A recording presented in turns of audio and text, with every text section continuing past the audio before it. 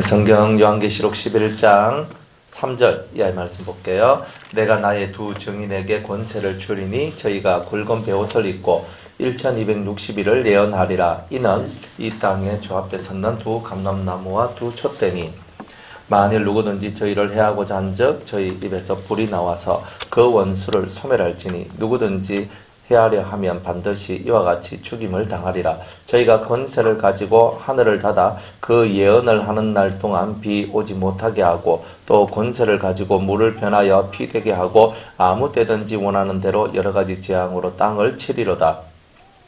저희가 그 정거를 마칠 때에 무주갱으로부터 올라오는 짐승이 저희로 더불어 전쟁을 일으켜 저희를 이기고 저희를 죽일 터인즉 저희 시체가 큰 성길에 있으리라. 그 성은 영적으로 하면 소돔이라고도 하고 애굽이라고도 하니 곧 저희 주께서 십자가에 못 박히신 곳이니라. 백성들과 족속과 방언과 나라 중에서 사람들이 그 시체를 사흘 반 동안을 목도하며 무덤에 장사하지 못하게 하리로다. 이 두 선지자가 땅에 거하는 자들을 괴롭게 한 거로 땅에 거하는 자들이 저희의 죽음을 즐거워하고 기뻐하여 서로 예물을 보내리라 하더라. 3일 반 후에 하나님께로부터 생기가 저희 속에 들어가매 저희가 발로 일어서니 구경하는 자들이 크게 두려워하더라. 하늘로부터 큰 음성이 있어 이리로 올라오라 함을 저희가 듣고 구름을 타고 하늘로 올라가니 저희 원수들도 구경하더라. 그 시에 큰 지진이 나서 성 10분의 1이 무너지고 지진에 죽은 사람이 7천이라. 그 남은 자들이 두려워하여 영광을 하늘의 하나님께 돌리더라. 둘째 화는 지나갔으니 보라 셋째 화가 속히 이르는도다. 일곱째 천사가 나팔을 불매 하늘에 큰 음성들이 나서 가로되 세상 나라가 우리 주와 그 그리스도의 나라가 되어 그가 영세세토록 왕노릇 하시리로다 하니 하나님 앞에 자기 보호자에 앉은 24장로들이 엎드려 얼굴을 대고 하나님께 경배하여 가로되 감사하옵나니 옛적에도 계셨고 시방도 계신 주 하나님 곧 전능하시니여 친히 큰 권능을 잡으시고 왕노릇 하시도다. 이방들이 분노하며 주의 진노가 임하여 죽은 자를 심판하시며 종 선지자들과 성도들과 또 물론 대소하고 주의 이름을 경외하는 자들에게 상 주시며 또 땅을 망하게 하는 자들을 멸망시키실 대로소이다 하더라. 이에 하늘에 있는 하나님의 성전이 열리니 성전 안에 하나님의 언약궤가 보이며 또 번개와 음성들과 뇌성과 지진과 큰 우박이 있더라. 아멘. 기도하겠습니다. 요한계시록 11장의 말씀을 통하여 하나님 앞에 은혜 받는 저희들 되길 원합니다. 오늘 두 증인에 대한 말씀을 전가할 때에 시대적 사명과 단 우리가 과연 어떤 사람이 되어야 될지를 깨닫는 은혜가 있게 하옵소서. 성령으로만 역사하시고 우리 인간의 모든 생각과 잡념과 잠과 그리고 또 우리 마음의 분답함을 다 십자가에 못 박아주시고 주님 안에 집중하여 하늘의 위로받는 이 시간 되게 하옵소서. 예수님의 이름으로 기도드리옵나이다. 아멘. 성전 방마당은 청량하지 말고, 청량하지 않는다는 말은 이제 제일 필요조차도 없다는 뜻이에요. 제일 필요조차도 없다는 말은 하나님의 성전 방마당은 안 된다. 왜냐하면 그것은 이방인들한테 내가 던져 주었기 때문이다. 자, 이렇게 말씀을 하시는 거죠. 그러니까 우리가 성전 방마당과 같은 자, 즉 마당만 밟고 그냥 교회 왔다 갔다 하는 이런 신앙, 그런 것이 아니다 이 말이에요. 예배당에 앉아 있다고 내가 구원받는 것이 아니라 정말 성소와 지성소의 은총 속에 들어가야 되는 거예요. 우리 지금 이 시대는 만인 제사장 시대잖아요. 그러다 보니까 다 제사장이에요. 그러면 제사장은 반드시 성소에 들어가고 지성소에 들어가야 되잖아요. 그러니까 우리가 성소적 은혜, 지성소적 은혜, 이런 은혜가 저와 여러분들 속에 들어와야 여러분들이 진짜 제사장이다 이렇게 말을 할 수가 있는 거예요. 그러니까 그렇게 되지 않고 마당만 밟고 그냥 왔다 갔다 하고 이렇게 나아갈 때는 하나님께서 그러한 심령들을 결코 기쁘게 여기시지 않는다. 자, 이렇게 말씀하셨던 거죠. 그렇게 하시면서 이제 그 3절에 보면 내가 나의 두 증인에게 권세를 주리니 라고 얘기하면서 두 증인이라는 말이 이제 처음으로 이렇게 성경에 나옵니다. 그러면 이 두 증인이 뭐냐? 저희가 굵은 베옷을 입고 1260일을 예언하리라 그랬어요. 자, 굵은 베옷은 언제 입어요? 예? 아, 그렇죠. 초상날에 입잖아요. 그러니까 초상이다 이 말이에요. 그러니까 이 두 증인이 하나님 앞에 권세를 받았는데 그 권세를 받고 하나님 말씀을 증거하는데 무슨 이렇게 그 사람이 어떤 행동으로서 이렇게 나오냐면 일단은 이 베옷을 입었다는 말은 두 가지 의미인데 첫 번째는 죽었다. 그러니까 초상이다. 이런 뜻이고 두 번째는 회개한다. 이런 뜻이다. 이 말이에요. 그러면 이게 뭐 두 가지를 합치면 항상 두 개를 잘 합해야 돼요. 첫 번째 뜻이 베옷은 초상 때 입고 두 번째는 언제 입는다고요? 회개할 때 입죠. 그러면 이 두 가지를 합해서 한 문장을 만들어 봐요. 회개하지 않으면 죽는다. 근데 이런 뜻이란 말이에요. 이게 쉽게 말하면 여러분들이 이 성경에서 왜 이 베옷을 입고 있느냐면 이 두 증인들이 하는 가장 중요한 일은 뭐냐면 세상을 따라가면 초상집이다. 그리고 오직 하나님 앞에 너희 죄를 회개하는 일을 하라. 회개하지 않는 자는 다 죽음에 이르게 된다. 이제 이런 것들을 보여주기 위해서 이제 회개에 대한 어떤 그런 중요한 포인트를 제공해 주는 거예요. 그렇다면 이 두 증인은요, 앞으로 우리 장차 7년 대환란 때에 활약할 성도들에 대한 얘기이기도 하지만 그 전에도 활약을 했다 이 말이에요. 뭐 누가 활약했냐면 베옷을 입고 혹은 회개를 독촉하며 많은 백성들이 하나님 앞에서 회개하기를 막 외쳤던 그런 많은 선지자들이 있죠. 그죠? 선지자의 대표자가 누구예요? 엘리야와 같은 선지자가 아합 왕과 이스라엘 민족들한테 회개하라고 막 외치잖아요. 이사야, 뭐 예레미야, 에스겔, 뭐 할 것 없어요. 많은 선지자들이 다 이 굵은 베옷을 입고 사실은 다 하나님 말씀을 외친 거나 다름이 없는 거예요. 회개하라. 그렇지 않으면 너희가 초상집과 같이 될 것이다. 죽음이 난무하게 될 것이다. 이렇게 말씀을 하고 있는 이 많은 사람들이 사실은 하나님께 속한 자요. 이들이 바로 그 시대의 두 증인이었다 이 말이에요. 그 시대의 두 증인. 오늘날 우리 시대의 두 증인도 마찬가지예요. 아직 7년 대환란이 오지 않았기 때문에 오늘날도 마찬가지예요. 우리가 여러분들한테 여러분 복을 받으세요. 여러분들 복을 받으세요. 라고 여러분이 이렇게 하면 복 받습니다. 저렇게 하면 복을 받습니다. 하는 이런 말. 그리고 현재적으로 여러분들이 이렇게 하면 사업이 잘 되고 이렇게 하면 여러분들 공부가 잘 되고 직장생활이 형통하고 이렇게 하면 건강을 유지하고 이렇게 하면 잘 됩니다. 라고 외치는 이런 말씀의 소유자는 두 증인이 될 수가 없어요. 그런 말씀을 전하지 말라는 것이 아니고 그런 말씀을 전하는 자는 굵은 베옷을 입은 자는 아니란 말이에요. 굵은 베옷을 입은 자들은요, 회개하라고 나오는 거예요. 신약의 첫 번째, 우리가 예수님 오기 전에 직전의 선지자 엘리야의 영을 받은 세례 요한도 회개하라, 천국이 가까웠느니라. 그도 영적으로는 굵은 베옷을 입고 외쳤던 거예요.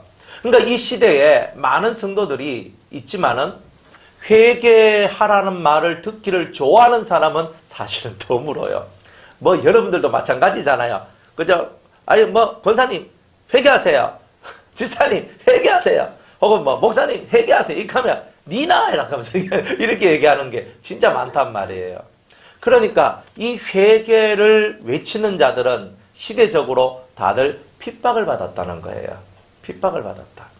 그래서 이 사람들은 항상 핍박 속에 이 피 흘림을 드러내면서 하나님 나라를 위해 자신의 인생을 바친 그런 사람들이 바로 이 두 증인과 같은 성도들이다라고 주님은 말씀을 하고 있는 거예요. 그래서 이 두 증인에 대해서 이제 조금 더 한번 알아봅시다. 저희가 굵은 베옷을 입고 1260일을 예언하리라 그랬어요. 1260일. 그러면 1260일은 이거를 고치니까 3년 반이거든요. 우리가 전에 42달도 3년 반이잖아요. 근데 요거는 여기서 그 앞에 나왔던 42달 동안 짓밟히는, 성전이 짓밟히는 것은 후 3년 반 시절 때 일어날 일이라면 7년 대환란 때 같으면요. 이거는 전 3년 반 때 일어날 일입니다. 앞으로 다가올 7년 대환란으로 봤을 때는. 그런데 지금 이 시대에도 전 3년 반을 거치지 못한 자들은 이 환란을 받게 돼 있어요. 자, 어제도 말씀드렸죠. 이 3년 반이라는 시간은 어떤 시간이라고 그랬어요? 예수님의 제자가 되기 위하여 훈련을 받은 시간이라 이 말이에요. 그럼 중요한 것은 우리 모든 교인들이, 성도들이 다 예수님의 제자가 되기 위한 진실한 훈련을 받아야 한다는 거예요. 그런데 그것을 받지 못한 자들한테, 그 훈련을 온전히 받지 못한 자들한테 이 두 증인과 같은 하나님의 사람들이 벌떡 일어나서 그들한테 말씀을 전가하는 이런 일들을 하게 될 것이다 이 말이에요. 그러니까 지금 이 시대는 그렇다 이 말이에요. 지금 이 시대에는 7년 대환란이 안 왔으니까 지금 이 시대에는 제자 훈련을 받지 않는 사람들은 다 이 두 증인의 회개의 음성을 들어야 돼요. 그러니까 저쪽에 사랑의 교회는 제자 훈련을 열심히 했으니까 그 교회는 이 베옷을 입은 자들의 말씀을 안 들어도, 회개 말씀을 안 들어도 되겠네요.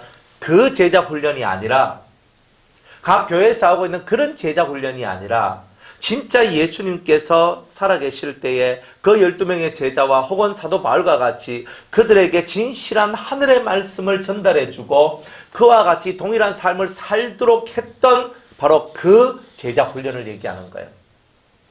마태복음 28장에 너희는 가서 모든 족속으로 제자를 삼아 아버지와 아들과 성령의 이름으로 세례를 주고 내가 너희에게 분부한 모든 것을 어떻게 하라? 가르쳐 지키게 하는 거. 그러니까 내가 말씀을 배우는 것뿐만이 아니라 그 말씀을 내가 그 성도들이 지킬 수 있도록 하는 거. 이게 바로 제자다 이 말이에요. 제자는 뭐냐? 예수라는 나의 스승의 말씀을 그대로 지켜가는 것이 제자다 이 말이에요. 그러니까 우리가 이론은 좋은데 실천이 부족하다 이 말이에요. 그러면 이론은 알아. 내가 사랑해야 된다는 것도 알아. 험담하지 말아야 될 것도 알아. 내가 남을 정죄하지 말아야 될 것도 알아. 비판하지 말아야 될 것도 알아. 알죠? 또 내가 남을 용서해야 될 것도 알아. 여러분들이 베풀어 줘야 될 것도 알아. 알잖아요. 알지만 우리가 예수님과 같은 마음을 갖고 예수님처럼 그렇게 사심 없는 행동을 하느냐 봤을 때 우리들은 항상 머뭇거리는 것들이 많고 하나님의 뜻을 이루어 나가는 데 있어서 그러면 내 인생이 손해를 보지 않느냐 하는 생각을 가질 때가 많더라 이 말이에요. 이런 것들이 있는 상태에 있는 성도들은 아직은 이 3년 반 동안 예수님께서 제자들에게 하신 그 훈련을 제대로 받았다라고 말하기가 어렵다 이 말이에요. 그래서 이 시대에 있는 두 증인들은 다 예수님의 모습을 하고 다 예수님과 같은 삶을 살면서 정말 성도들한테 너희들도 예수님과 같은 삶을 살아라고 외치면서 이 말씀 한 절 한 절을 실천하고 지켜나갈 수 있도록 만들어내는 그런 성도를 보고 우리는 이 시대적 두 증인이라 이렇게 얘기를 한다 이 말이에요. 나는 두 증인의 사명을 받았어요 라고 말을 하면 안 돼요. 두 증인의 사명을 받았어요 라는 말은 필요가 없어요. 우리가 진짜 예수님의 말씀 안에서 제대로 훈련을 받으면 저절로 시대적 이렇게 두 증인과 같은 삶을 살게 돼요. 내가 뜯을 필요가 없어요. 나는 두 증인이야. 나를 알아모셔 라고 말할 필요가 없다 이 말이에요. 내가 두 증인이 됐든지 두 증인이 안 됐든지 그죠? 남들이 나보고 당신 두 증인님이십니까? 너무 위대하십니다. 두 증인님이시여 하면서 이렇게 한다면 그 사람은 이미 두 증인이 아닌 거예요. 두 증인은 이미 그리스도와 같이 자기를 드러내지 않고 오직 하나님의 뜻을 드러내며 하나님의 뜻을 성취하고 이루는 일에 최선을 다했던 그분이 바로 예수님이다 이 말이에요. 그러니까 저와 여러분들이 그러한 심정을 갖고 그러한 삶을 살아야 우리가 이 시대적 두 증인과 같은 삶을 살았다라고 말할 수가 있는 거예요. 그러니까 나는 두 증인이야 이렇게 말하고 떠들고 이렇게 나가면 우리는 저 사람은 두 증인이 아니구나 이렇게 생각하시면 됩니다. 그러니까 말씀은 아는데 그 말씀의 진중한 뜻과 의미를 깨닫지 못하면 그 말씀이 내한테서 비껴가요. 비껴간다고요. 그러면 나는 두 증인이야 라고 아무리 해도 정말 성경이 말하고 있는 진실한 두 증인의 삶이 나타나지 않는다면 그 사람은 두 증인이 아닌 거예요. 그 행위로, 그 열매로 그들을 안다 그랬으니까. 여러분들이 아무리 나는 신앙이 좋다, 나는 은혜 받았다, 난 성경 많이 읽었다, 난 기도를 많이 했다라고 해봐야 여러분들 삶에 열매가 드러나지 않으면 그 말이 무슨 소용이 있겠느냐는 거예요. 그러니까 저나 여러분들이 뭘로 말하느냐면 열매로 말하는 거예요. 우리 모두 다 입으로 말하지 말고 삶으로서 열매를 드러내요. 그 열매로 자기를 드러내는 자들이 될 때 여러분들은 복 있는 성도가 될 수 있어요. 그러니까 우리가 하나님을 위하여 그리스도를 위하여 살아나갈 때 하나님, 제 삶의 열매는 무엇입니까? 항상 이 내 삶의 열매가 과연 무엇인지 이거를 가슴속에 깊게 묵상하면서 하나님 앞에서 그 열매 있는 성도가 되기 위한 길로 여러분이 걸어가셔야 한다는 거죠. 그러니까 우리 모두가 다 이 열매 있는 삶을 살기 위하여서 오늘도 이 두 증인의 말씀을 듣고 있다라는 거예요. 그래서 베옷을 입고 1260일을 예언하는 거예요. 그러니까 3년 반 동안에 또다시 제자 훈련을 못 받는 사람들한테 제자 훈련을 받아라. 정말 그리스도의 제자가 되라. 그리스도의 사람이 되어라. 그리스도의 길을 걸어가라. 좁은 문을 통과해서 협착한 길로 가라. 이런 말씀들을 막 외치면서 회개를 종용하고 너 자신을 버리고 그리스도의 영을 받아라. 하나님의 영을 받아라. 하나님의 뜻 안에서 살아가라. 이제 이런 말씀을 전파하며 살아나가는, 그리고 그런 삶을 살며 살아나가는 그런 사람들 보고 우리는 두 증인, 영적 두 증인이다. 이제 이렇게 얘기를 한다는 거예요. 그러면 이 사람들이 어떤 사람이냐? 이는 이 땅의 주 앞에 섰는 두 감람나무와 두 촛대니. 자, 성경에서 두 감람나무 혹은 두 촛대라고 말하고 있는 성경이 여기 말고 또 다른 데 있죠. 우리 스가랴서에 보면 나와요. 한번 찾아볼게요. 스가랴 3장.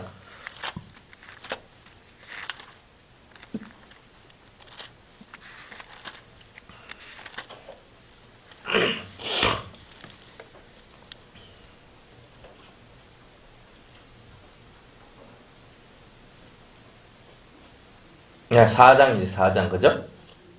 4장, 네, 1315페이지.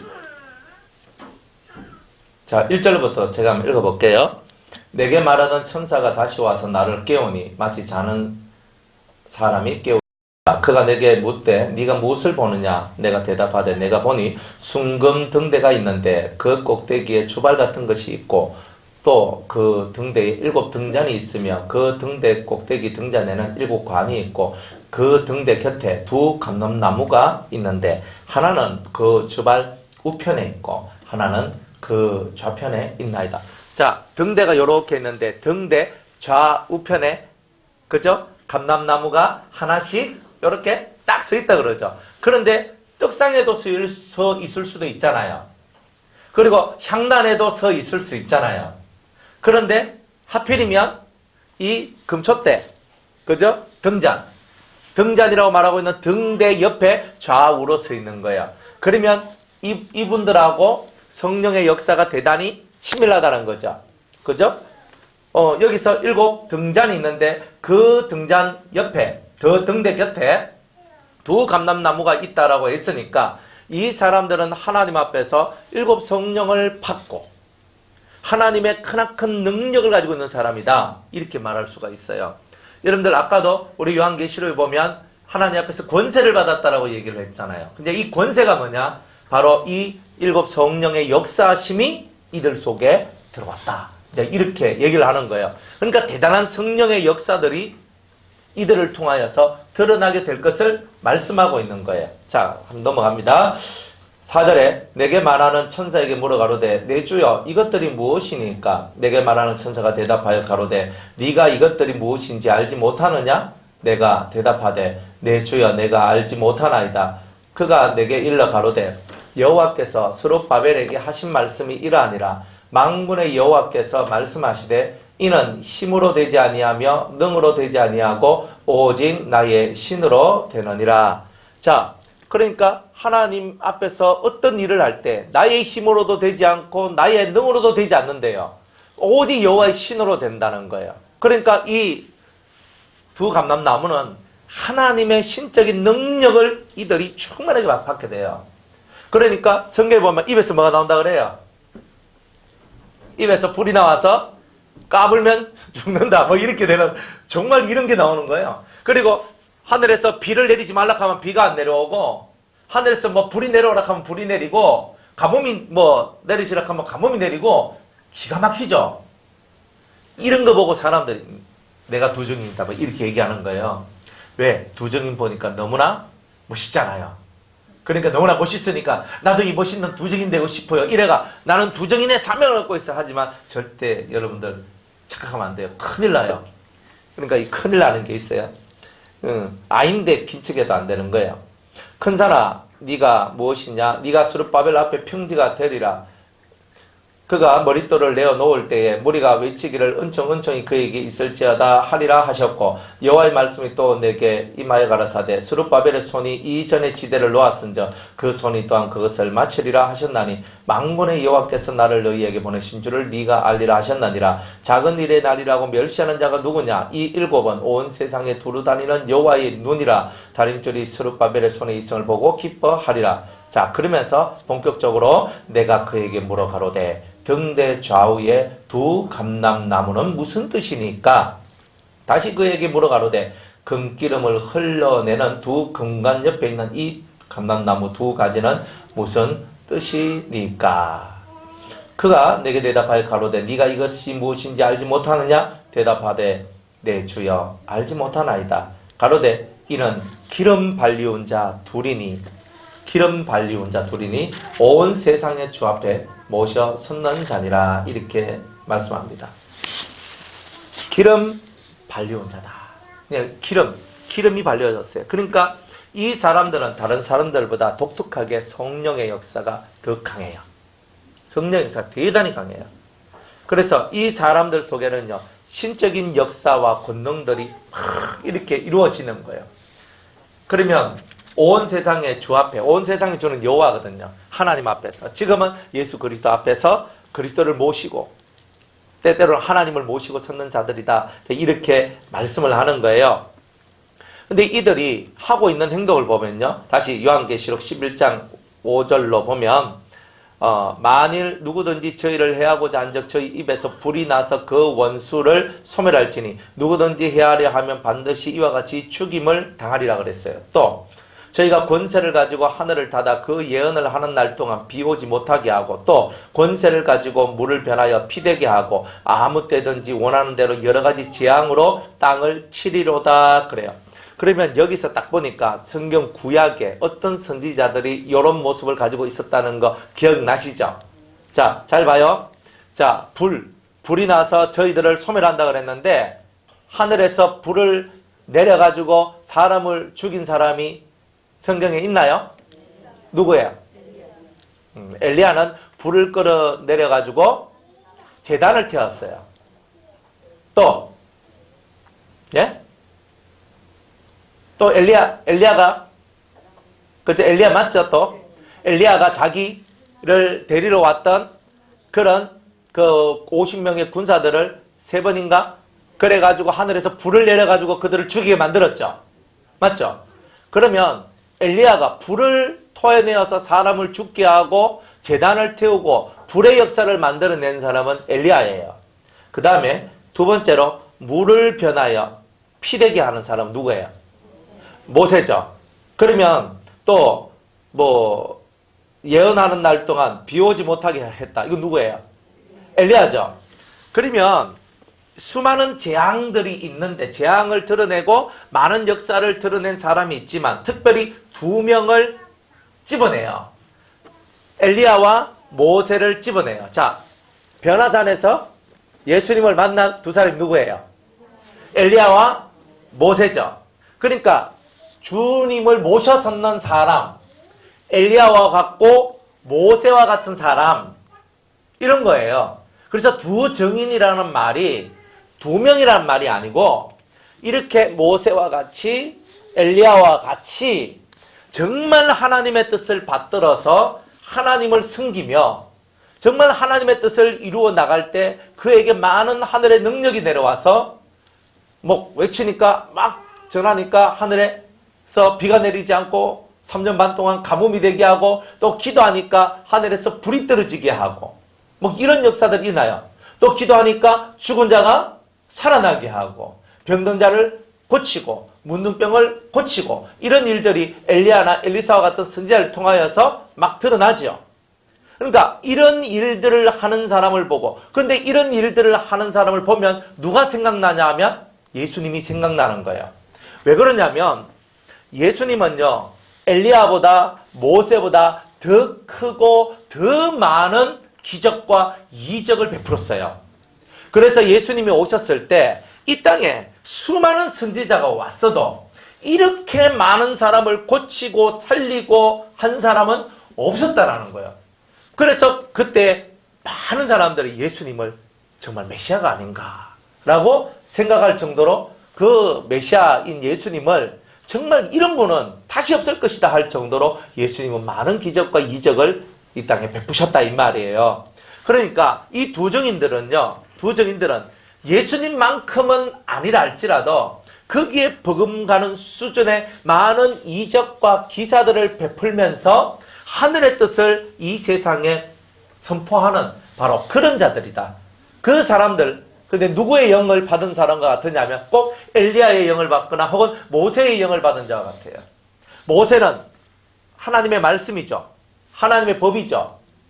이 율법은 누구에 대하여서 기록한 거예요? 그렇지, 예수님에 대하여.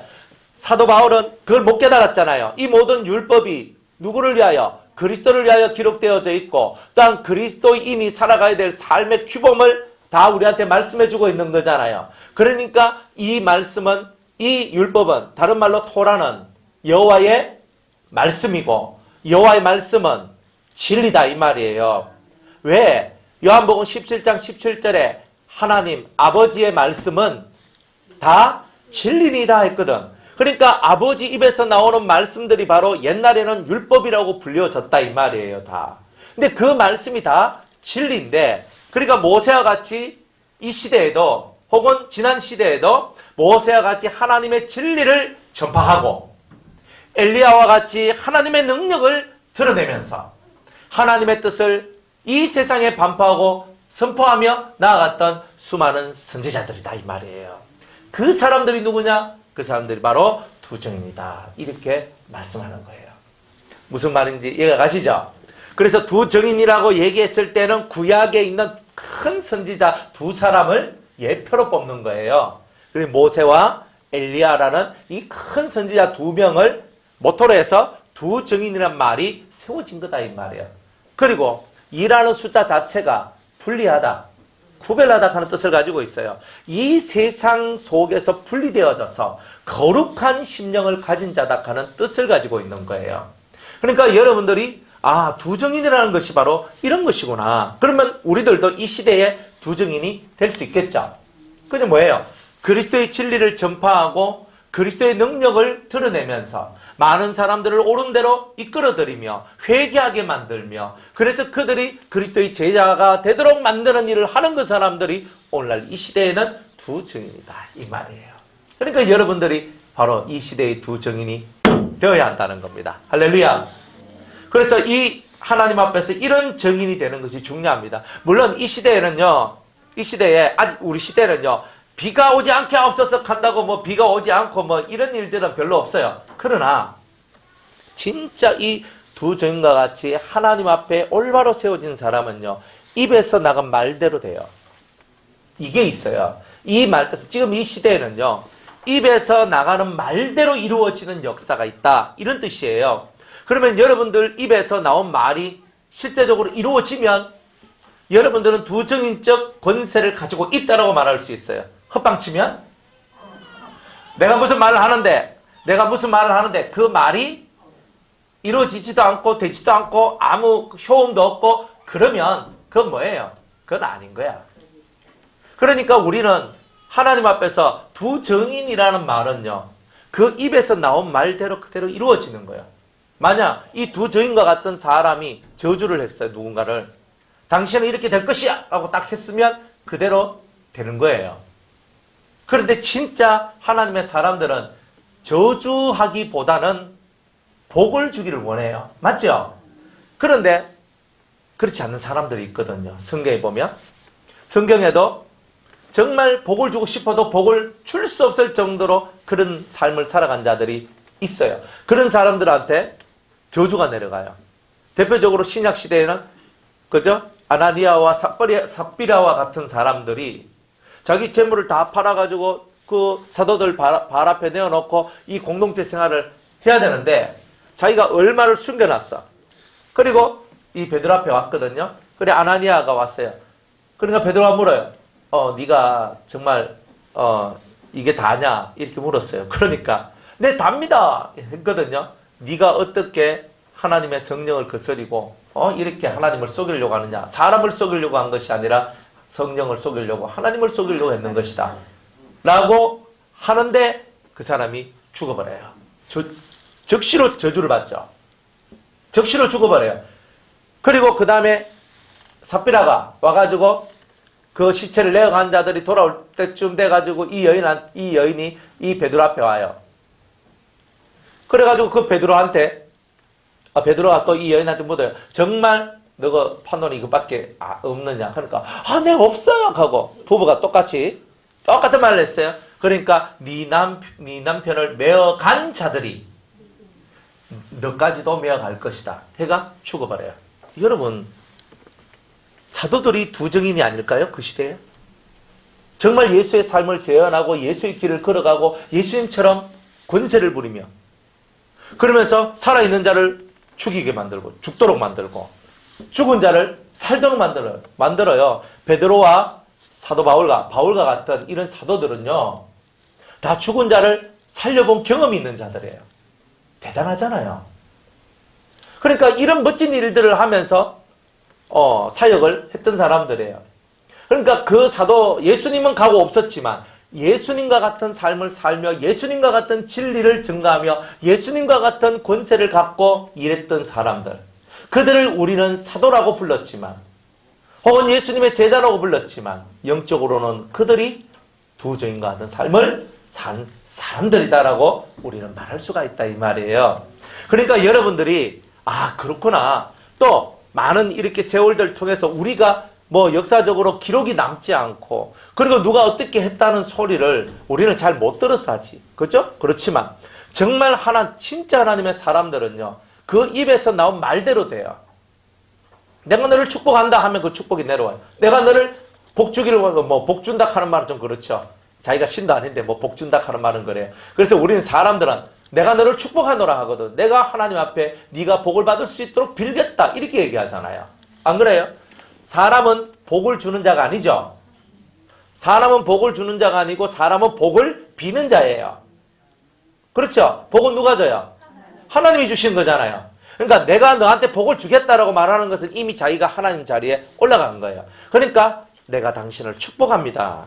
하나님 앞에 당신이 복을 받을 수 있도록 내가 이 복을 빕니다. 이렇게 나오는 것이 맞는 거다 이 말이에요. 맞죠?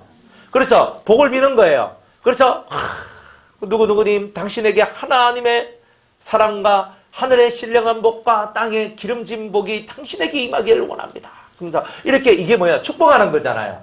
그죠?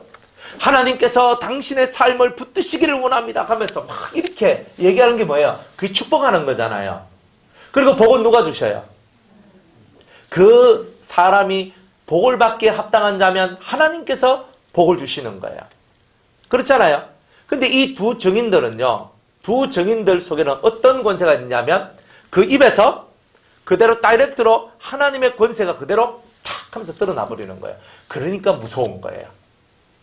그래서 마지막 때에 우리 7년 대환란 때는 실제로 무시무시한 시대이기 때문에 그때는 이 적그리스도가 완벽하게 악의 정화로서 이 땅에 나타나 수없는 사람들을 미혹하고 죽이는 일을 하는 그 시대이기 때문에 두 증인들도 이런 엄청난 권세와 능력을 가지고 나와서 성도들을 깨우치지 않으면 안 되는 일들이 있기 때문에 그 시대는 그런 일들이 나오고 오늘 이 시대에는 뭐냐면 하나님 말씀을 전하고 하나님 뜻을 전하고 때로는 능력을 발휘하고 살지만 이 속에서 너를 축복하는 자에게는 내가 복을 주고 너를 저주하는 자에게는 내가 그에게 하는 이 말씀이 그에게 그대로 임하는 거예요. 그러니까 여러분들이 말을 잘해야 돼요. 말을 잘해야 되는데 여러분이 복을 받을 수도 있고 못 받을 수도 있어요. 그게 무슨 말이냐면 이 말 속에는요. 복을 받을 수 있는 길도 있고 화를 받을 수 있는 길도 있어요. 그러면 여러분들은 이 입에서 나오는 말들을요. 잘 잡고 있어야 돼요. 성경에 보면 입술을 다문 자가 명철이 있고 지혜롭다 그래요. 그러니까 입을 다물고 있어야 돼요. 그런데 입이 열려지면 어떻게 돼요? 사람 속에서 입이 열려질 때 좋은 말이 많이 나오겠어요? 안 좋은 말이 많이 나오겠어요? 여러분들 말해보면 알아요. 여러분들 입에서 누구 칭찬하는 말이 많이 나와요? 아이고 저 인간 하는 게 많이 나와요. 사람의 마음이라는 것은요, 칭찬하는 말은 적게 하고 이 사람을 들이까는 말들은 많이 해요. 그런데 내가 좋지 않는 말을 했는데 그 좋지 않는 말이 그 사람한테 합당하면 괜찮은데 합당하지 않으면 어떻게 돼요? 그대로 내한테 와요. 너가 너무 집에 가가 남의 집에 들어갔을 때 복을 빌라 했거든요. 그래서 하나님 축복해줘라 이 말이에요. 복을 빌라는 말은 하나님 이 가정에 복을 주옵소서, 이 가정에 은혜를 주옵소서, 이 가정에 주님의 사랑을 부어주옵소서, 평강이 있게 해 주옵소서 막 기도했더니 그 집이 그 복을 받을 만한 집이면 그 복이 임하고, 만약 그 복이 임할 만한 집이 아니면 그 복이 누구한테로 온대요? 내한테로 온다. 빈자한테 오잖아요. 그러니까 우리는 복을 많이 빌어야 돼요. 그런데 만약 내가 이렇게 안 좋은 말을 많이 했어. 저주스러운 말 많이 했어요. 근데 그 저주가 그 사람한테 안 들어가고 그 잘못된 것들이 그 사람한테 안 돌아가면 그대로 내한테 다 돌아오는 거예요. 그러니까 여러분들이 말할 때 내가 복을 받으려면 복을 받을 말을 해야 되고, 내가 하나님 앞에 형통하려면 형통받을 만한 말을 해야 돼요. 그래서 입술의 복록을 따라 산다라고 얘기하거든. 그러니까 이게 바로 여러분들에게 있는 아주 중요한 문제란 말이에요. 그런데 이 두 정의는요, 이미 그리스도적 사상이 들어있는 거예요. 그리스도적 마인드가 있다 보니까 입에서 말이 탁 나오면 그 말대로 탁 이루어져 버려요. 그러니까 우리들은 아직은 그만큼 안 됐거든요. 우리는 아직 뭐 지식으로 조금 알아도 그것을 온전히 내 삶으로 만들거나 또 지식도 온전하지 않기 때문에 우리는 말이나 행동이나 다들 하나님 앞에서 조심성 있게 살아가야 됩니다. 조심성 있게 살아가야 돼요. 그래서 입에서 불이 나. 구약의 어떤 선지자도 입에서 불이 난 사람은 없어요. 맞죠? 그런데 입에서 불이 난다는 말은 뭐예요? 소멸하는 영의 역사가 이 두 정인한테 있다는 뜻이에요. 소멸하는 영의 역사가, 여호와는 소멸하는 영이다 그러죠? 그러니까 그 소멸하는 영이란 말이에요. 그 뭘 소멸해요? 죄를 소멸하는 거죠. 악을 소멸하는 거죠. 나쁜 것들, 하나님을 대적하는 것들을 소멸하는 능력을 가지고 있는 거죠. 안 그래요? 우리는요, 지금 이 시대의 두 정인은요, 소멸하는 영을 받아서 막 걔가 불이 나가 죽이는 이걸 하는 게 아니에요. 지금 이 시대는요, 악한 자가 와서 오른쪽 뺨을 탁 때리면 어떻게 해야 돼요? 주먹 쥐고 불끈 일어나가 때려야 돼요? 아니잖아요. 악한 자가 와서 오른쪽 뺨을 탁 때리면 우리는 왼편을 돌려대면서 하나님 저 영혼을 불쌍히 여겨 주옵소서라고 얘기하는 사람이 이 시대의 두 정인이에요. Understand? 또 두 정인 입에서 불 나온다. 너 그때 다 죽었어 이러고 있으면 두 정인 아니에요. 그거는 이미 뭐냐, 예수의 마인드가 없잖아요. 예수의 마인드가. 예수 마인드가 없는데 무슨 두 정인이냐. 그거는 아닌 거예요. 그러나 진정한 두 정인은요, 예수님의 마인드를 갖고 있어요. 이 시대는. 그래서 오른쪽 뺨을 탁 맞으면 왼쪽을 탁 뚫어대는 거야. 지금은 이렇게 살지만, 그 두 정인과 같은 사람들은 이렇게 살지만, 그러나 두 정인을 쳤던 악인들은 누가 혼내준다는 거예요? 하나님이, 예수님이 친히 손봐준다는 거예요. 이런 뜻이단 말이에요. 지금 이 시대는. 그러니까 우리는요, 사람들은요, 내가 원수 갚으려고 하면 안 돼요. 여러분들, 원수 갚는 것은 누구한테 있다 그래요? 하나님께 있다 그러잖아요. 그러니까 원수 갚는 것은 하나님께 있으니까 굳이 우리들이 원수 갚으려고 내가 이 원수를 이렇게 있으면 여러분들이 악으로 들어가게 돼요. 여러분들이 악으로 들어가면 어떻게 돼요? 여러분들이 복을 못 받는 거예요. 하늘로부터 내려오는 복을. 그러니까 이 시대의 두 정의는 내가 억울한 일을 당해도, 내가 핍박을 당해도, 내가 고난을 당해도 하나님을 생각하고 참는 거예요. 참아야 돼. 이 심령 속에 참음을 가지고 있고, 그 참음들이 채워지면 하나님께서 큰 역사를 이 성도들한테 부어주시거든요. 그런데 내가 만약 참지 못하면 두 정인은 물 건너간 거예요. 베옷을 입고 하나님 말씀을 정언할 수 있는 이 은총의 길이 내한테서는 사라지게 된다는 거예요. 그러니까 여러분들도 시대에 맞도록 예수님의 증인이 돼야 되잖아요. 예수님은 우리 보고 두 증인 되란 말은 안 했지만 너희는 가서 모든 족속으로 제자를 삼으란 말을 했고, 두 번째로 성령이 너희에게 임하시면 너희가 권능을 받고 예루살렘과 온 유대와 사마리아와 땅끝까지 이르러 내 증인이 되라 하셨으니까 예수님도 우리 보고 뭐가 되라는 거예요? 증인이 되라는 말이잖아요. 그러니까 우리가 증인이 되라 하셨던 예수님의 말씀을 그대로 받고 이 세상에서 구별되고 이 세상에서 거룩되어서 정말 예수님과 같이 악한 자를 향하여 마음에 악을 품지 아니하고, 못된 사람을 향하여 못된 마음을 품지 아니하고, 질투 많은 사람을 향하여 그 악을 품지 아니하고, 혈기 많은 사람을 향하여 그 악을 품지 아니하고, 정말 어린 양과 같이, 어린 양 예수와 같이 자신의 삶을 그대로 하나님 앞에 옳은 삶을 만들기 위하여 희생하고 헌신하며 참고 살아나가는 그 모든 사람들, 이렇게 살아가는 그 사람들이 이 시대의 증인이요 두 증인이 된다는 거예요. 그러니까 증인도 못 되는 우리가 두 증인 뭐 이런 말은 웃기는 얘기죠. 예수님이 말씀하시는 그 증인이 곧 두 증인에 관한 말씀이에요. 이게 무슨 말씀이냐? 예수님은 우리한테 모든 비밀의 열쇠거든요. 두 증인, 그러니까 두 증인, 위대한 두 증인, 그게 아니고 이미 초대 시대 때부터 아니면 구약 시대 때부터 하나님의 선지자들에 의해서 또한 그 제자들과 사도들에 의해서 수많은 하나님의 증인 그리고 예수님의 증인들이 나왔다 이 말이에요. 안 그래요? 그러니까 그 증인들 중에서 정말 깨끗하고 거룩한 자들이 두 증인과 같은 사람이라고 말할 수가 있단 말이에요. 그러니까 우리들은 다 증인이요 또한 두 증인의 길에 다 서 있는 사람들이다, 이런 뜻입니다. Understand? 그래서 입에서 불이 나온다, 불이 나온다 하고 이렇게 하면 안 됩니다. 절대 그렇게 하면 안 돼요. 입에서 불이 나와도 실제로 확 하면서 불이 확 나오고 이런 건 없어요. 소멸하는 영이다 이 말이에요. 그 사람 속에 있는 죄와 마귀와 악과 이런 것들을 소멸시켜버리는 영의 역사가 이제 이들 속에 들어와 온다. 자, 이런 뜻이에요. 그리고 7년 대환란 때는 하나님의 뜻을 대적하는 자들을 살라버려요. 진짜 엘리야와 같이 죽여버려요. 왜냐하면 그렇게 하지 아니하면 복음을 전할 수가 없기 때문에 그래요. 복음을 못 전하도록 엄청나게 막거든요. 그러니까 정말 그 시대는 그 엘리야와 같은 혹은 모세와 같은 선지자적 권능을 갖고 있는 자들이 7년 대환란 시대 때 나와서 특별히 어디에? 이스라엘에 들어가서 이제 복음을 전파하는 이런 일들을 한다 이 말이에요. 그래서 이 두 증인은 이스라엘 나라에 들어가서 예수님의 삶을 그대로 재현하고 예수님과 같은 행동, 예수님과 같은 말을 하면서 그 유대인들이 다시금 예수님을 메시아로 받아들일 수 있는 그 기회를 주는 거예요. 그 기회를 주는 거예요. 정통 유대인들이 하나님 앞으로 돌아올 수 있는 기회, 마지막 기회가 바로 두 증인들의 증거의 시절이 바로 그들이 돌아올 기회다. 이런 것들을 얘기하고 있는 거예요.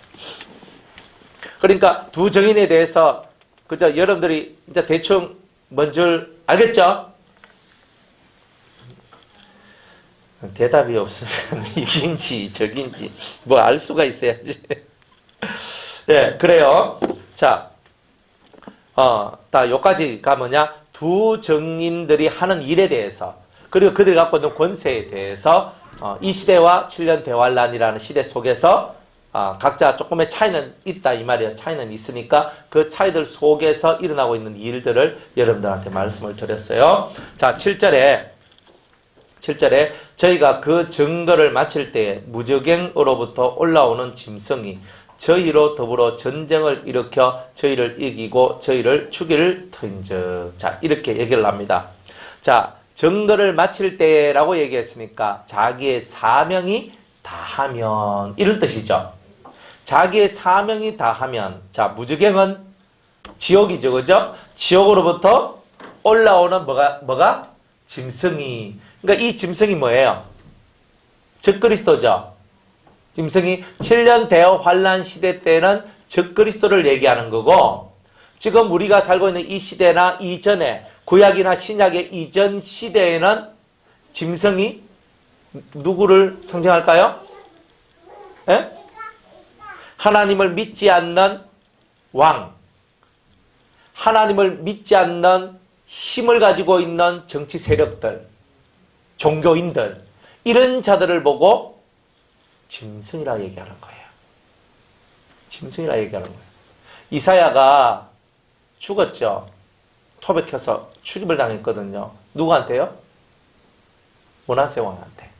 므낫세 왕한테 그래 죽었어요. 여러분들, 이사야는 위대한 선지자거든요. 그렇게 죽어야 될 필요가 있어요, 없어요? 하나님이 보호막 쳐줘야 되잖아요. 성경 66장, 이사야 66장, 이 작은 책이 아닌데 이 엄청난 말씀들, 진짜 주옥과 같은 말씀들을 막 외쳤던 위대한 선지자라 이 말이에요. 그런데 그 선지자가 므낫세에 의해서 죽게 돼요. 그러면 그 시대의 두 정의는 이사야하고 짐승은 므낫세인 거야. 그렇게 되는 거예요. 이해가죠? 그러니까 여러분들 시대마다 그래요. 지금도 이 시대에는요, 므낫세와 같은 자들이 총회장이 돼 있고 노회장이 돼 있고 때로는 나라의 대통령이 돼 있고 딱 이런 거예요. 그래서 믿음을 죽이고 믿는 자, 신실하게 믿고 정말 의의 길을 걸어가는 사람들을 향하여서 이단이라 말을 하고 저 종교인들을 잡아 죽이라고 말을 하고 순교당하도록 그렇게 하는 일들이 벌어지는 거예요. 국가적인 탄압만큼 더 심각한 탄압은 없거든요. 국가적인 탄압은 대단히 무시무시한 거예요. 아합이 엘리야를 잡아 죽이려고 했을 때 엘리야가 뭐라고 얘기하냐면 그 로뎀나무 아래에서 하나님 이만하면 족하오니 저를 그만 데려가 주십시오라고 얘기를 해요. 국가적인 탄압은요, 선지자들로 하여금 스스로 죽도록 만들 만큼 큰 고통을 안겨다 주는 것이 국가적인 핍박이다 이 말이에요. 그런 핍박들이 찾아왔을 때 이 선지자들이요, 이 두 증인과 같은 하나님의 사람들이 견디기가 너무 어렵다 이 말이에요. 그래서 옛날에는 그들이 순교를 당했어. 그리고 이 두 증인들이요, 자기의 사명이 끝나기 전까지는 하나님이 살아있도록 다 역사를 하지만 이 자기의 사명이 다 끝나면 어떻게 되냐? 이제 결국 순교당해 죽게 되는 일들이 벌어지는 거예요. 그러니까 이렇게 두 증인들이 자기의 날이 다 하니까 그 증거를 마칠 때에 그 사명이 다 했을 때에 그들이 죽었다 이 말이에요. 그들이 죽었다. 이사야가 왜 므낫세한테 죽었냐면 이사야의 사명의 날이 다 됐기 때문에 그래요. 그렇죠? 사람들은 우리 목사나 이런 사람들 보고는 다 사명자라 그러죠. 사명. 그러면 언제까지 살아있어요? 라고 하면 가장 합당한 답이 뭐예요? 사명을 다하는 날까지. 저는 한 90살까지 살 거야. 이런 말 필요 없어요. 사명을 다하면 죽는 날이에요. 그날이. 죽는 날이에요. 그러니까 우리가 보면은 그렇구나. 우리 장 집사님 있잖아요. 장은혜 집사님, 그 아버님 목사님인데 그 목사님은요, 약 하나 먹었대요. 약 하나 먹었대요. 진짜 건강하신 분이에요. 진짜 건강하게 살았거든요.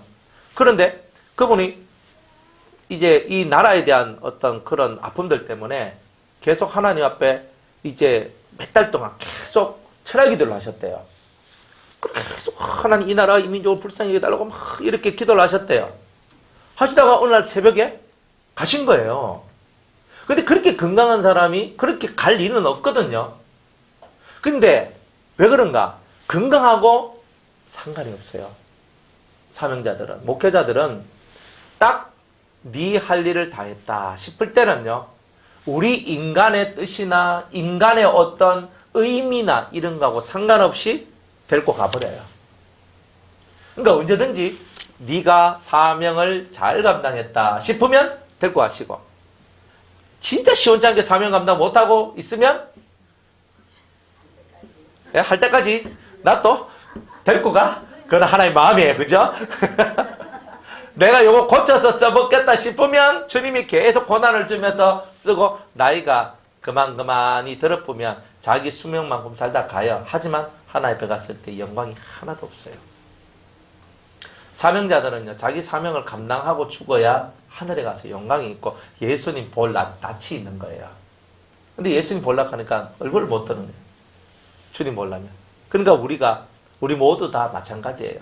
목사들만 그렇겠어요. 우리 모두 다 예수님 앞에 갔을 때 얼굴을 들을 수 있는 자가 돼야 되잖아요. 그래, 너희는 내 증인이 되라고 주님 말씀하셨으니까 우리가 주님의 증인의 삶을 살다가 주님 앞에 가면 너 뭐하다 왔느냐? 그러니까 주님, 저는 주님의 증인 일을 하다가 왔습니다. 잘했다. 이렇게 할 거 아니에요. 시대적으로 두 증인을 하든 그냥 증인만 하든 어쨌든 주님을 증거하며 사는 것이 우리의 삶의 목적이고 방향성 아니겠어요? 우리는 우리를 증거하는 게 아니라 우리를 살리신 예수 그리스도를 증거하는 게 우리의 일이잖아요. 예수님 없는데 내가 뭐 필요 있어요? 우리는 예수님을 증거하고 예수님을 드러내기 위하여서 오늘도 우리가 존재하고 있는 거예요. 예수님을 사랑하십니까?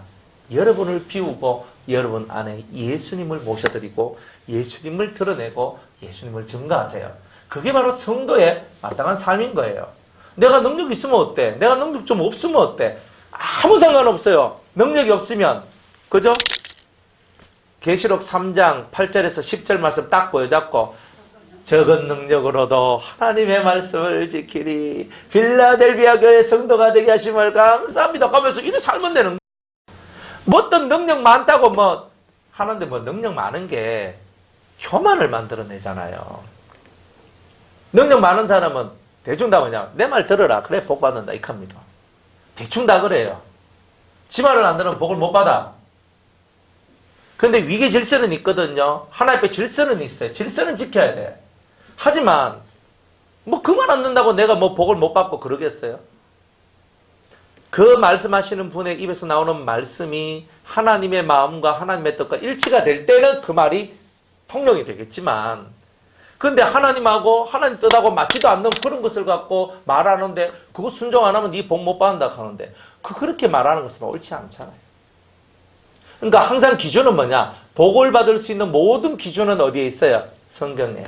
화를 받을 수 있는 기준도 다 어디 있어요? 성경에. 그러니까 복을 받든 화를 받든 다 성경의 기준을 갖고 모든 것이 이루어질 뿐이에요. 사람은 복을 줄 수 있는 자가 아니에요. 축복할 수는 있어요. 복은 누가 준다고요? 하나님이 주시는 거니까. 일단 우리는 누구한테 잘 비야 돼요? 그렇죠. 하나님께 잘 보여야 돼요. 예수님도 내 이름으로 구하면 이제 아버지께서 시행하리라 하셨잖아요. 예수 이름으로 구하면 아버지께서 시행하리라 했으니까 이제는 예수 이름을 믿고 그분을 붙들고 간절한 마음으로 기도하면 이제 아버지께서 예수 이름 붙들고 기도하는 여러분의 기도에 확고한 응답을 주실 거 아닙니까? 근데 그런 것을 믿고 나가는 게 신앙생활이에요. 근데 그것이 진리고 그것이 은혜다 이 말이에요. 그래야지 아이고 봐라 내 말대로 했으니까 다 잘 됐죠. 이래버리면 어떻게 돼요? 내 공로지 예수님 공로 없잖아요. 그러니까 여러분들은 누구 말을 듣고 하는 게 아니에요. 설교자는요 진리만 선포할 뿐이에요.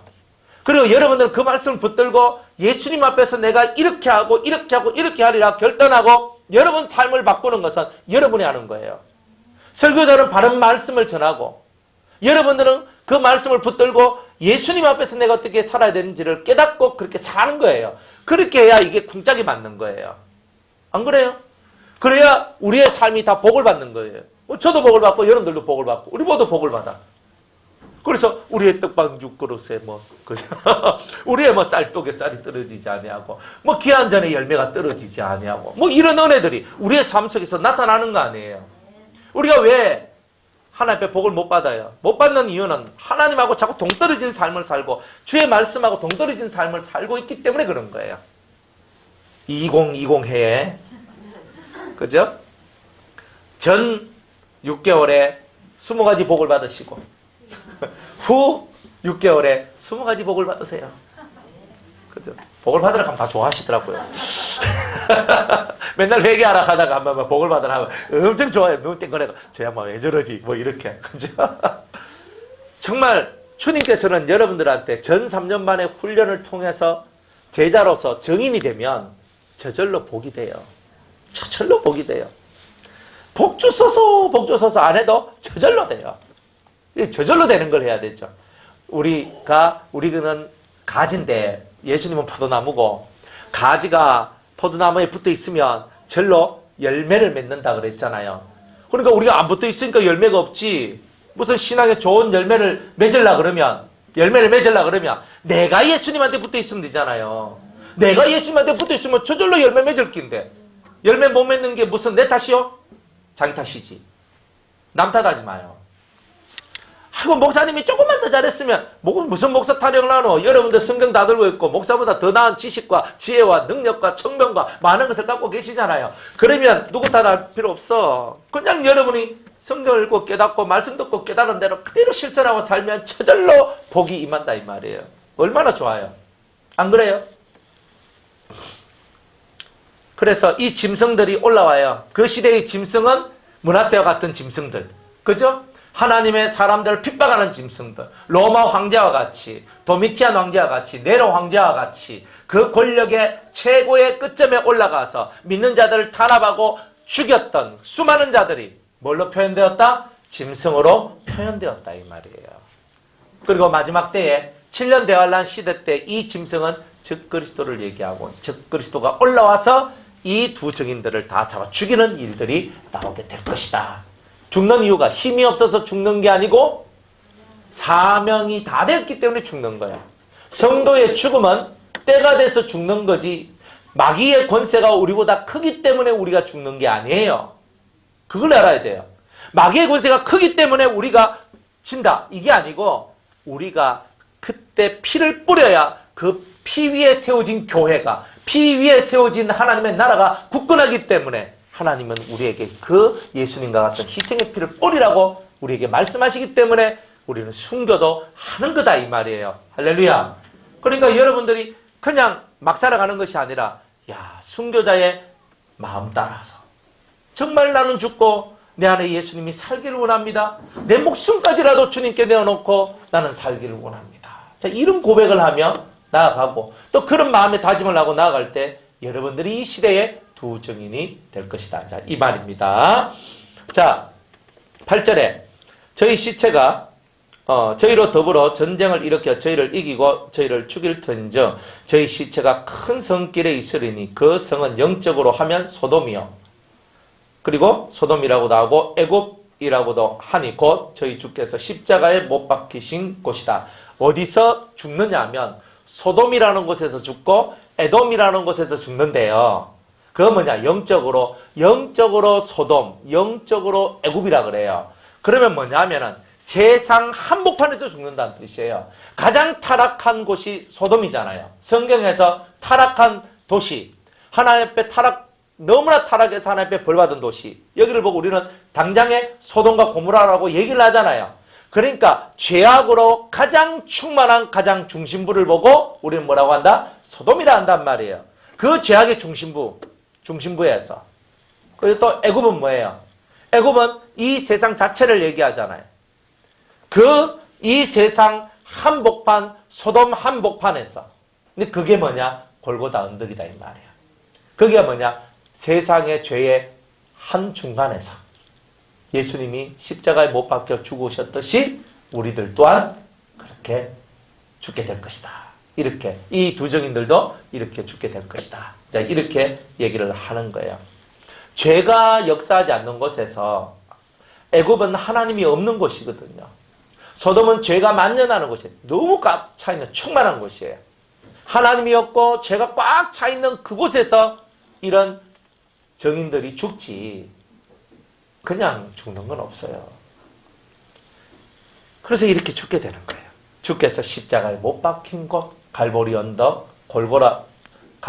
갈보리산, 골고다 언덕에서 예수님께서 죽으셨죠. 갈보리 언덕, 갈보리산, 그죠? 갈보리산, 그렇죠? 갈보리산이에요.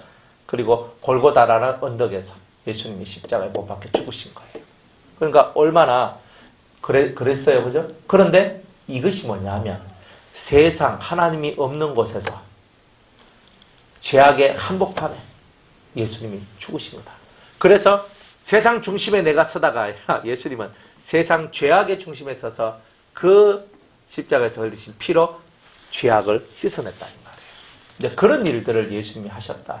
그와 마찬가지로 그 예수님이 하신 일을 재현하면서 이들도 그렇게 죽게 될 것인데 예수님이 죽으신 것까지 그대로 보여주는 사명이 바로 두 증인의 사명이다. 7년 대환란 때는 이 두 증인들이 실제로 죽게 돼요. 죽게 되는 일들이 나오게 됩니다. 자, 9절에 보면 백성들과 족속들과 방언과 나라 중에서 사람들이 그 시체를 사흘 반 동안 목도하며 무덤에 장사하지 못하게 하리로다. 이 두 선지자가 땅에 거하는 자들을 괴롭게 한 거로 땅에 거하는 자들이 저희의 죽음을 즐거워하고 기뻐하여 서로 예물을 보내리라 하더라. 그렇죠? 자, 3일 반 동안 이들은요 계속 이 시체가 어떻게 되나 하고 보는 거예요. 이게 세상이거든요. 그런데 이 유대인들이요 이 두 증인의 시체를 계속 지켜보는 거예요. 그리고 서로 3일 반 동안에 기뻐하고 즐거워하고 서로 막 예물을 주고받으면서 아따 막 저놈들 죽으니까 속이 시원하다 이렇게 이제 된 상태까지 된 거예요. 그런데 이제 3일 반 후에 하나님께로부터 생기가 저희 속에 들어가며 저희가 발로 일어서니 구경하는 자들이 크게 두려워하더라. 예수님이 부활하신 것처럼 이들이 일어서요. 생기가 들어가요. 성경에는 부활이라는 말을 써야 안 써요? 부활이라는 말을 안 쓰죠. 예수님에 대하여서는 뭐예요? 부활이라는 말을 쓰잖아요. 들림받아 올라간다는 말을 쓰잖아요. 그죠? 그리고 부활이라는 말을 써요. 근데 이분들한테는요, 생기가 저희 속에 들어가며 그 나왔던 영이 다시금 그 속으로 들어갔다. 이런 표현이에요. 영이, 요 안에 있는 영이 죽어가지고 영 바깥 나왔어. 꼭 누구하고 같으냐면 나사로 같이 죽은 자가 4일 동안에 몸 밖에 영이 있었잖아요. 그러다가 예수님이 들어가라 하니까 그죠? 그 영이 들어갔잖아요. 예수님의 기도를 하나님이 받으시고 하나님이 생기를 다시금 그 몸속에 불어넣어 주신 거죠. 영이 그 몸속으로 들어가도록 하는 요 모습을 보고 생기를 불어 넣었다라고 얘기를 하는 거예요. 창세기 우리가 2장에 보면 하나님께서 생기를 그 코에 훅 하고 불어 넣으니 그 사람이 생령, 살아있는 존재가 되었다 그랬죠. 그런 것처럼 영이 빠져나왔잖아요. 생기가 빠져나온 거예요. 생기가 빠져나왔는 이 생기를 하나님께서 다시 집어넣었다. 이 뜻이 바로 이 성경의 뜻이에요. 그래서 3일 반 후에 하나님께로부터 생기가 저희 속에 들어가며 저희가 발로 일어서니 구경하는 자들이 크게 두려워하더라. 하늘로부터 큰 음성이 있어 이리로 올라오라 함을 저희가 듣고 구름을 타고 하늘로 올라가니 저희 원수들도 구경하더라. 자, 잘 봐요. 그러면 여기서 예수님께서 구름 타고 올라가셨죠. 예수님은 부활하셨고 구름을 타고 올라가는 이 모습까지 유대인들은 다 들었어요. 그들은 다 알고 있거든요. 그 모습을 그대로 다 재현하니까 유대인들 마음속에 그렇다면 2000년 전에 왔던 예수가 진짜 우리의 메시아란 말인가?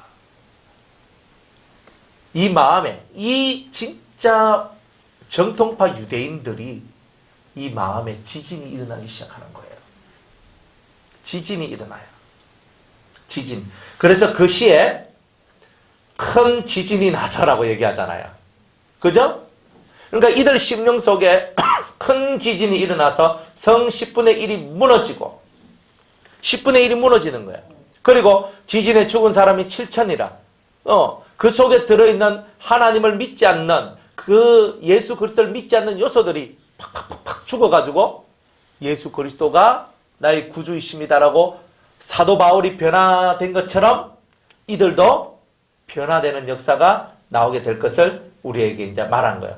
그 남은 자들이 두려워하여 하나님을 진짜 신앙하고 바라보는 자들은 두려워하여 영광을 하늘의 하나님께 돌리더라 그러죠. 여러분들 우리가 이 성경을 보면 우리가 6번째 우리 나팔을 불 때에 회개치 아니한다 그랬잖아요. 회개치 안 해요. 하나님께 영광은 그냥 회개도 안 해. 근데 오늘 이 사람들은 뭐예요?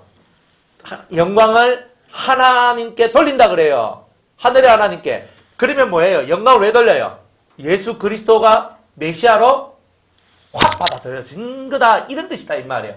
그러니까 이제 이스라엘 속에 이 두 증인과 같은 사람들이 가서 예수님을 증거하고 예수님과 같은 모습을 보여주고 죽었다가 살아나서 하늘로 올라가는 이런 모습을 다 보여줌을 통하여 이제 그 시대의 정통파 유대인들이, 정말 시도 안 먹히는 사람들이 예수 그리스도가 나의 구주입니다, 메시아입니다 라고 고백하며 예수님 믿는 자들이 나오게 될 것을 이렇게 말씀하고 있는 거예요. 이런 뜻이 이렇게 담겨져 있는 거예요. 그러니까 지금 이 시대하고 7년 대환란 시대는요, 해석 방법이 조금 달라요. 네, 그런 줄 아시고 여러분들 이 시대는 이렇게, 그 시대는 그렇게 가는 거예요. 그러니까 이 말씀은 사실은 그 시대 말씀이거든. 그 시대를 위한 말씀이지만 이 시대를 살고 있는 사람들도 이 말씀을 읽고 이대로 살면은 이와 같은, 내가 죽음으로 말미암아, 두 증인이 죽었잖아요. 죽었단 말은 뭐예요? 내가, 내 안에 있는 내 자아가, 내 죄악이 죽으면, 죽음으로 말미암아 내 속에 하늘의 큰 생명이 내 속에 들어오면 나를 통하여 많은 사람들이 주님 앞으로 돌아오게 될 것을 말씀하고 있는 거예요. 이거는 이 시대는 그런 말씀이에요. 그러나 7년 대환란 때는 아니에요. 진짜 죽었다가 살아나서 올라가, 그리고 실제로 다 보여주면서 정통파 유대인들이 하나님 앞에 돌아오도록 만들어요. 예수님을 믿도록 만들어요. 자, 이런 차이가 있다는 거예요. 그래서 우리는 하늘의 하나님께 영광을 돌리는 이들과 같이 살아나는 자만이 영광을 돌려요. 여러분들이 살아나지 않으면 영광을 못 돌립니다. 여러분이 죽은 자인데, 내가 죽었는데 어떻게 영광을 돌려요? 내가 죽었다가 다시 살아나니까, 내 자아가 죽고 내 악이 죽고 내 죄가 죽고 내가 다시 살아나니까 하나님 앞에 영광을 돌리는 거예요. 참되신 자 예수 그리스도를, 참되신 하나님을 깨달으니까 하나님 앞에 영광을 돌리는 거예요. 결국 궁극적으로 우리가 해야 될 인생의 목적이 뭐예요? 하나님 앞에 영광을 돌리는 삶이 우리의 인생의 목적이라는 것을, 이거예요. 그러면 정의는 증거하는 게 정인이고, 정의는 증거하는 것이 정인이니까 증거의 끝은 뭐냐? 영광을 돌리는 것이다 이 말이에요. 그래, 저와 여러분들이 내가 죽어서라도 만들어놔야 될 게 뭐냐? 그리스도를 증거하고 하나님을 증거하면서 하늘의 하나님께 영광 돌리는 이 놀라운 은혜의 역사가 저와 여러분을 통하여 이 세상에 드러난다면 하나님께서 우리를 얼마나 기뻐하시겠냐는 거예요. 근데 우리 이런 하나님의 기쁘심 아래 저와 여러분이 들어가야 되는 거예요. 그러니까 1절 우리들은 살 때 내 사심을 버려야 돼요. 사심이 들어가니까 안 돼요. 말을 할 때 사심을, 생각할 때 사심을, 행동할 때 사심이 들어가면 결국은 그것 때문에 서로가 고통하고 힘든 것이 나오는 거예요. 원래 다 사람들은 자기 생긴 대로만 말하고 생긴 대로만 행동하거든요. 자기를 발견하지 못한 사람들은 항상 그래요. 자, 올 6개월 동안 자면서 100번 읽기 하죠? 은혜롭죠? 은혜로운 거예요. 얼마나 감사한데. 잠언 100번 읽고 머리가 화끈하게 뚫혀지시길 바랍니다. 예, 화끈하게 뚫혀지세요. 이걸 묵상한다고 오랫동안 들고 있지 마세요. 읽으세요, 그냥. 100번만 읽으세요. 그렇게 심각하게, 이 말씀이 무슨 뜻일까? 이래 하지 말고, 그냥 줄줄이 읽으세요. 그러니까 100번만 읽어봐요. 여러분 머리가 확 뚫힐 테니까. 뚫혀야 돼요. 생각이 달라지고, 입술이 달라지고, 행동이 달라지고, 눈빛이 달라지고, 속하고 겉하고 같아져요. 겉다르고 속다르면 안 돼요. 곤란해요. 바른 것은, 올바른 것은 좋은 것을 만들어내요. 그리 올 한 해도 여러분들이 열심히 읽으시면 됩니다. 하루에 한 20장만 읽으면 백독하시니까 두려워 말고 놀라지도 말고, 그죠? 열심히 읽어서 올해는 정말 하나님의 은혜가, 그리고 지혜의 영이, 명철한 영이, 총명의 영이 여러분들과 함께 하시는 그런 은혜가 다 있기를 주의 이름으로 축복합니다. 14절에 둘째 화는 지나갔으나 보라 셋째 화가 속히 이르는도다. 자, 이제 6번째 나팔까지 불었죠. 시대적으로 다 불었고 이제 마지막 세 번째 화가 온대요. 세 번째 화가 오는데 세 번째 화는 일곱 번째 천사가 나팔을 불므로 말미암아 이제 나오는 거예요. 15절에 일곱째 천사가 나팔을 불매 하늘에 큰 음성들이 나서 가로되 세상 나라가 우리 주와 그 그리스도의 나라가 되어 그가 세세토록 왕노릇 하시리로다. 자, 일곱 번째 나팔이 딱 부니까 하늘로부터 음성이 나는데 우리 세상 나라가 이 모든 나라가 우리 주와 우리 주는 누구냐면 여호와예요. 여호와 하나님과 그 그리스도의 나라가 하나님과 예수 그리스도의 나라가 되어서 천년왕국이죠. 그가 세세토록 왕노릇 하시리로다. 이제 하나님께서는 안식으로 들어가시고 예수님은 만왕의 왕이요 만주가 되셔서 천년왕국의 왕노릇을 하시겠죠. 이제 그것을 얘기하고 있는 거예요. 16절에 하나님 앞에 자기 보좌에 앉은 24장로들이 엎드려 얼굴을 대고 하나님께 경배하여 가로되. 그 하나님 앞 자기 보좌에 앉았어요. 자기 보좌에 앉은 24장로들, 정말 위대한 하나님의 사람들이 하나님 앞에 엎드리는 거예요. 감사하옵나니 옛적에도 계셨고 시방도 계신 주 하나님 곧 전능하시니여 친히 큰 권능을 잡으시고 왕노릇 하시도다. 하나님께서 친히 큰 권능으로 왕노릇 하시는 이 놀라운 일이 이제 시작됩니다. 이방들이 분노하며 주의 진노가 임하여 죽은 자를 심판하며 하시며 종 선지자들과 성도들과 또 물론 대수하고 주의 이름을 경외하는 자들에게 상 주시며. 이렇게 일곱 번째 나팔이 부는 이유가 뭐예요? 예? 첫 번째는 죽은 자를 심판하시며 그랬죠. 주의 진노가 임하여, 그죠? 죽은 자를 심판하시며. 이미 많은 사람이 죽었죠. 그죠? 어떤 사람이 죽었어요? 어떤 사람이 죽었어요? 그죠? 불신자들이 어마어마하게 죽었죠. 그리스도인들을 핍박했던 어마어마한 사람들을 하나님께서 심판하시기 위하여 이렇게 일곱 번째 나팔을 부신다. 이제 이런 거죠. 또 종 선지자들과 성도들과 또 물론 대수하고 주의 이름을 경외하는 자들에게 상 주시기 위하여 일곱 번째 나팔이 불려진단 말이에요. 그러니까 일곱 번째 나팔이 불리워져야 이제 상 주시는 이 은혜가 시작된다는 거예요. 지금 여러분이 이 땅에 살면서 받는 상은요, 그냥 이 땅에서 통용되는 상일 뿐이에요. 근데 지금 여기서 말하고 있는 이 상은 영원한 상이에요. 영원을 위한 상이거든요.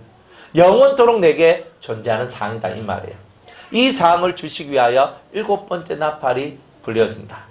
또 땅을 망하게 하는 자들을 멸망시키실 대로소이다. 일곱 번째 나팔이 불어야 땅을 망하게 하는 자들을 다 멸망케 한다 그랬어요. 누가 땅을 망하게 해요?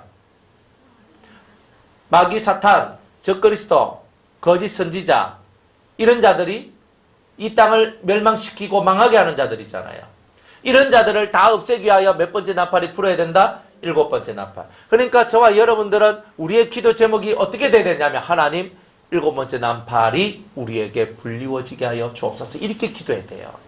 빨리 속히 주님 오시옵소서. 일곱 번째 나팔이 불어져야 예수님이 오고, 예수님이 오셔야 상 줄 자 상 주고 벌 줄 자 벌 주면서 세상에 평화가 온다는 거예요. 빨리 오셔야 돼요. 세상이 싫어 우리가 산에 올라가는 게 아니고 하나님 앞에서 기도하며 하나님 주님이 속히 오시게 아버지의 역사해달라고, 우리는 이런 기도를 하나님 앞에 올려야 돼요. 그렇게 하면서 일곱 번째 나팔을 들을 수 있는 깨끗한 심령을 준비해야 된다는 거예요. 그래서 나팔이 불리면 어떻게 돼요? 나팔이 불리면 우리 두 귀가 울린다 그랬죠. 그죠? 여러분들 나팔 빰빠라빰빰빰 이렇게 경망하게 소리가 안 들립니다. 양각 나팔과 같이 부 하면서 이렇게 나오죠. 이런 소리. 그죠? 옛날 전쟁 영화 보면 나오는 소리들, 부 하는 소리 있죠. 양각 나팔 소리예요. 이 소리가 여러분의 귀에 막 울리면서 여러분의 영이 탁 깨어나게 만들어요. 그러면서 여러분의 영이 탁 깨어나면서 주님이시다, 근데 하늘에서는 주님이시다 하는 그 순간에 하늘에서 뭐가? 내 이름이 불려져요. 누구누구야 올라오라 하거든요. 주여 하는데 주님이 올라오라 하는 그 주소가 갑자기 내 속에 딱 알아지는 거야. 일로 가면 되는구나 하면서 휙 가는 거야. 가면서 이 몸이 어떻게 돼요? 썩을 몸이 썩지 아니할 몸이 되고 죽을 몸이 죽지 아니할 몸을 입게 돼요. 그러면서 주님이 가라는 그 장소로 내가 휙 하면서 가게 돼요. 그리고 그곳에 딱 가니까 하늘에서 주님을 맞이할 때 주님께서 나에게 영원히 더러워지지 않을 세마포옷을 촥 입히시면서 하나님 안에 있는 그 영원한 생명이 나한테 떠나지 않는 정말 영원히 살 수 있는 그런 부활체로 그리고 영원한 생명을 얻을 수 있는 그 자격과 능력을 우리한테 다 부어주시는 거예요. 그런 날들이 우리에게 온다는 말이에요. 그러니까 그 날을 바라보면서 오늘도 우리는 가는 거예요. 어떻게 하면? 우리 마음을 깨끗이 하면. 그죠? 세상 사람같이 놀지 마세요. 하나님의 사람같이 놀아요. 세상 사람은 모이면 고스톱 치며 놀지만 남욕하면서 놀지만 우리는 모이면 말씀을 읽고 같이 기도하고 자기들이 받았던 은혜를 같이 서로 나누고 깨달음을 나누면서 그렇게 사는 거예요. 우리가 그렇게 사는 거예요. 그렇게 살 때 이 모임이 은혜로운 모임이 되는 거예요. 은혜가 주장하는 모임은요. 누가 만드느냐 하면 우리들이 만드는 거예요. 여러분 입에서 하나님의 은혜가 나오면 은혜로운 것이 되고 여러분 입에서 악이 나오면 악한 것이 되잖아요. 안 그래요? 그러니까 여러분을 복된 자로 만들어라 이 말이에요. 자, 19절에 이에 하늘에 있는 하나님의 성전이 열리니 성전 안에 하나님의 언약궤가 보이며 또 번개와 음성들과 뇌성과 지진과 큰 우박이 있더라. 자, 이 7번째 나팔이 딱 불려지니까 하늘의 성전이 열렸어요. 왜 성전이 열려요? 왜 하늘 성전이 열려요? 7번째 나팔을 들은 자, 7번째 나팔을 들은 사람은 이 하늘 성전을 소유한 사람이요. 그 하늘 성전에 들어갈 수 있는 자격을 얻은 사람이란 말이에요. 그런데 어떤 자격이냐면 성전 안에 하나님의 언약궤가 보이며 그랬잖아요. 그럼 뭐예요? 언약궤는 여호와가 계신 곳이잖아요. 왜 언약궤가 보이겠어요? 이 사람들이 이 나팔 소리를 들은 사람 하나님께서 그저 예수님께서 내 이름을 부르는 그 부름의 소리를 들은 사람들은 하나님의 성전에 들어가되 언약궤가 있는 이 지성소와 같은 곳에 들어가게 될 것이다 하는 것을 보여주는 거예요. 두 번째로는 이 언약궤가 보인다는 말은 이제 더 이상 이 땅에 언약궤가 있다 없다? 없다는 뜻이에요. 없다. 예전에 그 이스라엘에서 법궤 찾았다고 난리를 친 적이 있거든요. 근데 그건 다 가짜입니다. 다 가짜예요. 법궤가 있을 수가 없어요. 왜? 부정한 세상. 이미 제사장의 직분은 끝났죠. 보이는 제사장의 직분은 끝났기 때문에 이 법궤가 이 땅에 있어야 될 이유가 없는 거예요. 그래서 하나님께서는 그 법궤가 너무 거룩하다 보니까 그 법궤를 이 땅에 둘 수가 없어서 하늘 성전으로 끌어올리신 거예요. 그걸 보여주시는 거예요. 그래서 하늘 성전에 언약궤가 있으니까 우리는 더 이상 언약궤, 법궤를 찾으려고 노력할 필요가 없겠죠? 자, 그걸 딱 보여주고 이 땅에는 번개와 음성과 내성과 지진과 큰 우박이 있더라. 이렇게 하나님의 사람들은 들림받아 올라가지만 그리고 하늘 성전으로 가지만 이 사람들은 이 땅에 남은 사람들한테 뭐가 내려온다? 번개와 음성과 내성과 지진과 우박들이 내려오는 거예요. 이건 뭐예요? 심판하는 역사가 나온다. 이것을 보여주고 있다. 이런 겁니다. 다 깨닫는 은혜가 있기를 축복합니다. 저녁에 12장 말씀 전하겠습니다.